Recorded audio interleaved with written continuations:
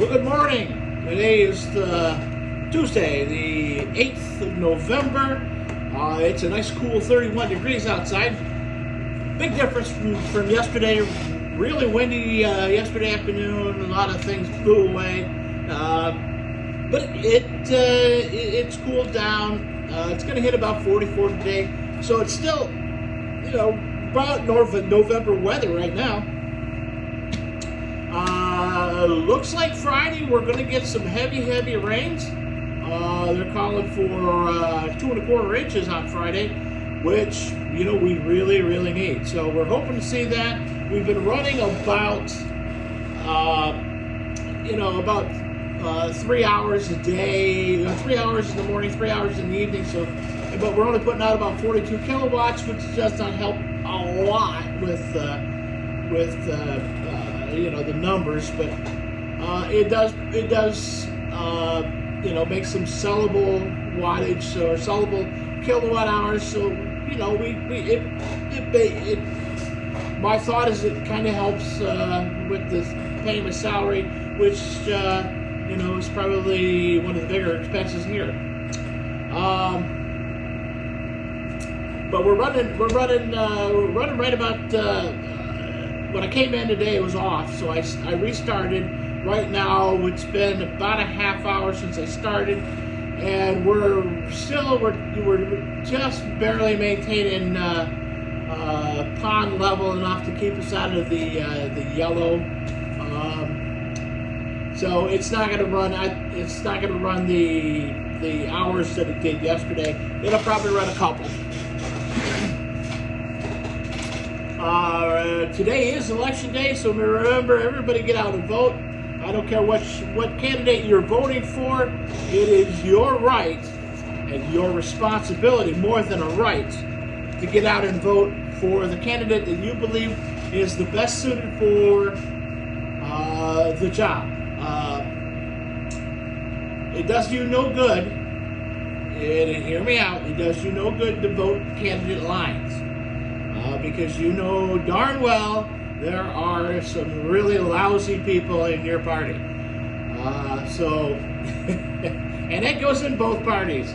I am not a Republican. I am not a Democrat.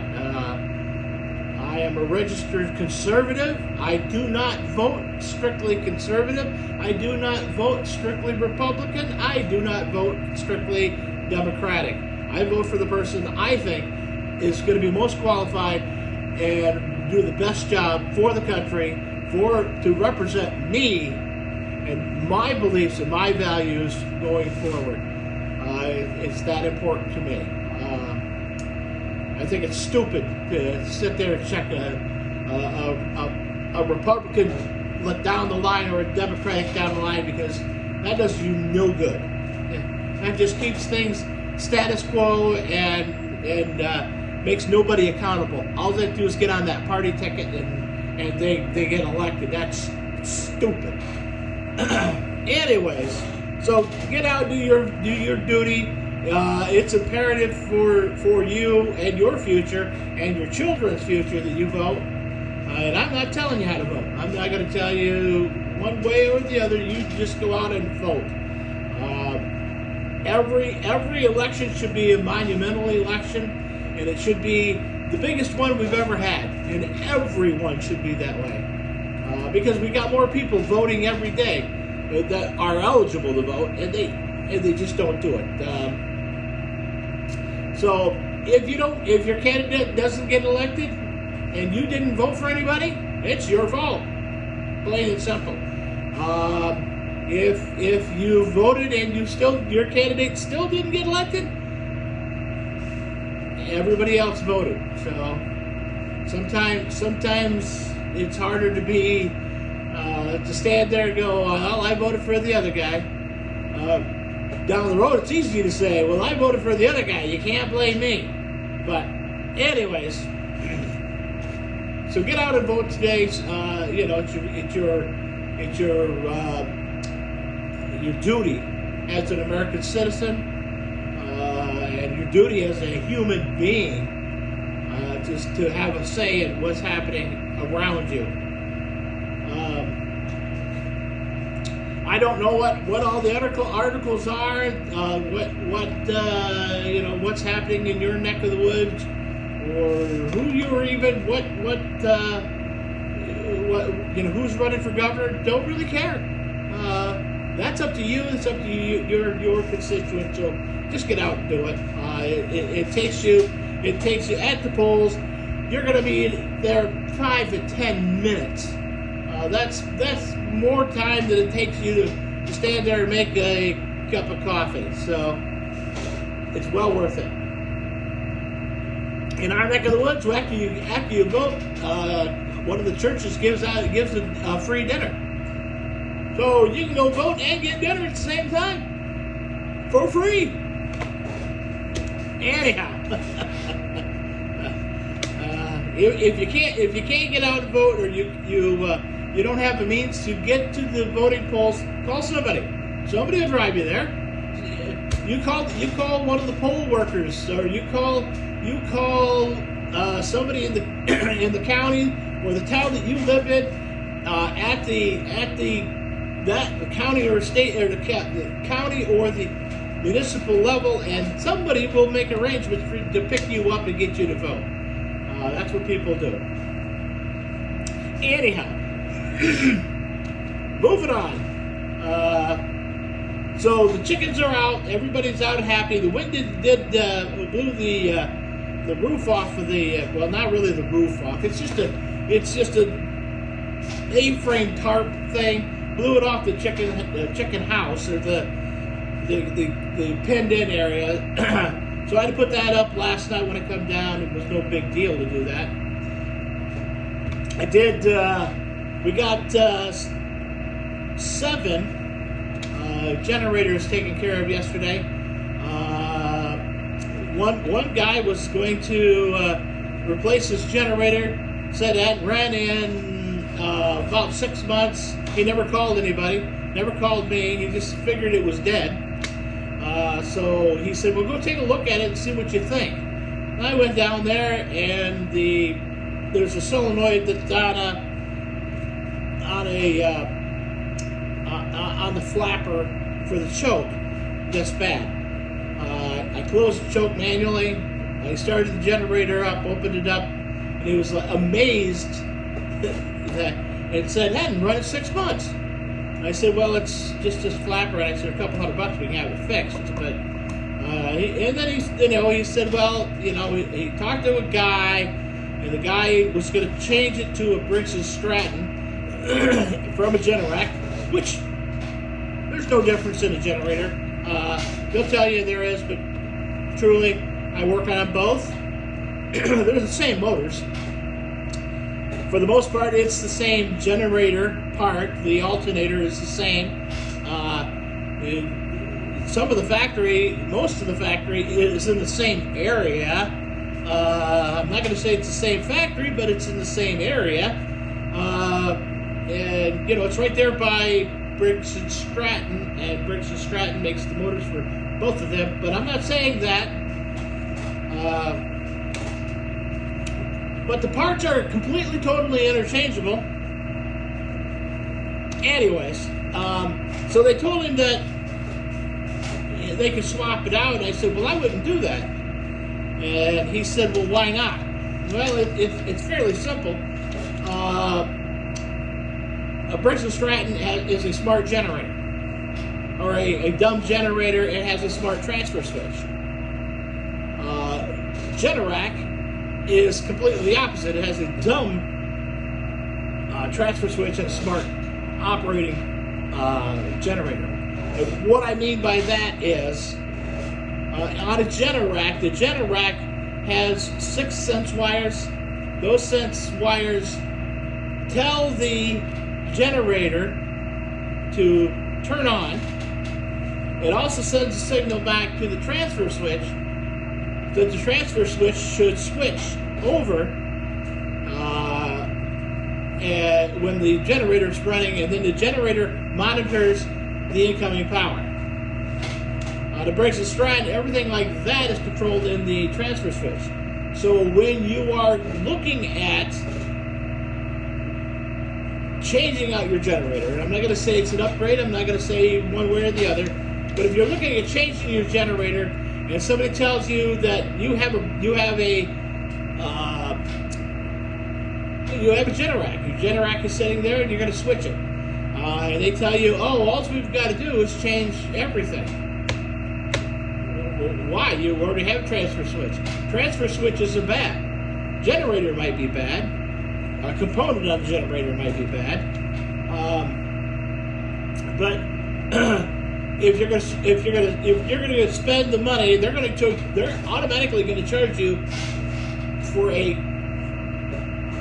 take the stuff out and put the stuff back in. Well, they're just changing. They're swapping the product. Anyways, if you've got a Generac, stay with the Generac. If you have the Briggs & Stratton, you stay with the Briggs & Stratton. Then it's a unhook a wire, set the generator down, and hook it back in. They work exactly the same as the old ones. If you start messing around, you're going to turn off your power. You are going to have to disconnect your transfer switch, which then you're going to have a electrical. You're going to have to pull a permit. You're going to have electrical inspection. You're going to have your power company come back to your house to reinstall your electric meter. All that stuff takes time. They're not doing it for free. So think about what you're doing. Do some research. Call some people. I gave him some free advice. I never even offered to sell him a generator. To me, I don't care. If that's what he wants to do, then he can spend the money and do that. I just told him that, yeah, I could fix that one right there for a couple $100. And he said, well, don't they last about 10, 15 years? I said, well, it's a lawnmower. It's a lawnmower motor. But I've seen them go 25, 30 years. It's completely up to them. I don't care. So I don't know what he's going to do.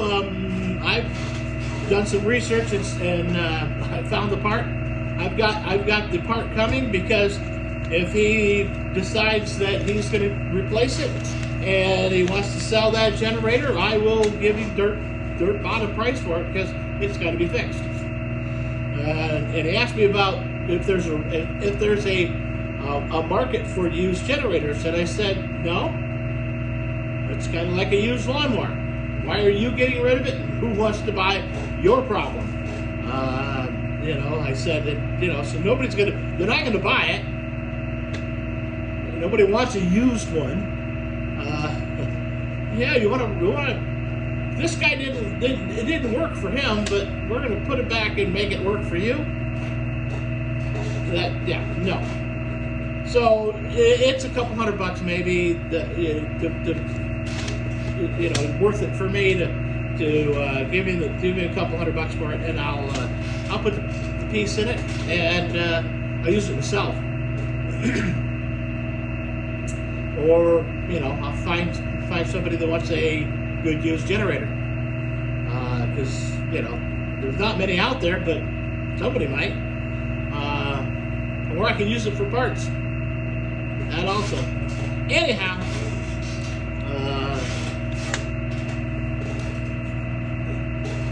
so those generators went out to Coldbrook, which is about 40 miles from here.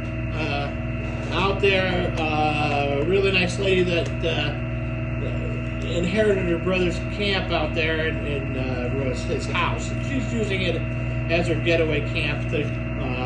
She now lives here in Piseco, and I serviced her generator. I did a lot of work to the cabin out there, but she was having some unusual problems with her electric bills. I was telling you briefly about it, and we got out there yesterday and crawled under her camp. It's real easy to get under. It's quick. Crawled under it, and hanging in the air Going into, they have a box around there where the well line comes up to the house. Hanging in the air outside of that containment box is the thermostat for the heat tape that they had wrapped around that pipe. Yesterday was in the lower 60s. By the time we got there, probably 56, 57 degrees. Heat tape was on. The heat tape was on because it was under a house. It's cold, it's cooler, but it wasn't touching a pipe, so there was nothing for it to read. The guy that actually put the water line in, it showed up same time I did to look at the thing.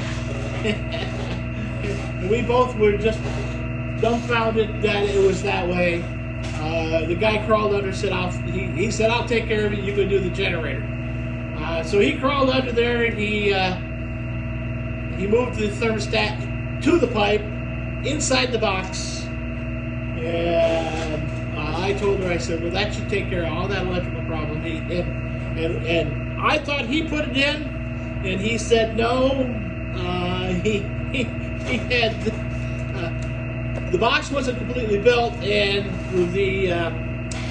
there were two other gentlemen there, and they were both Amish. And the one guy said, well, I'll build the box and I'll put that, he wrapped the heat tape, and the guy said, okay, all he's going to do is put it on here, wrap it with insulation, and build the box around it.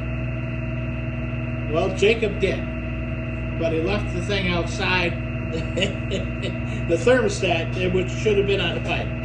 So another fault of a Amish electrician. And I said in his defense, I said, well, you know, the one at his house works exactly like that. And everybody had a good laugh, and we moved on. And she said, do you think that's going to save me some money? I said, oh boy, that's going to save you a bunch of money.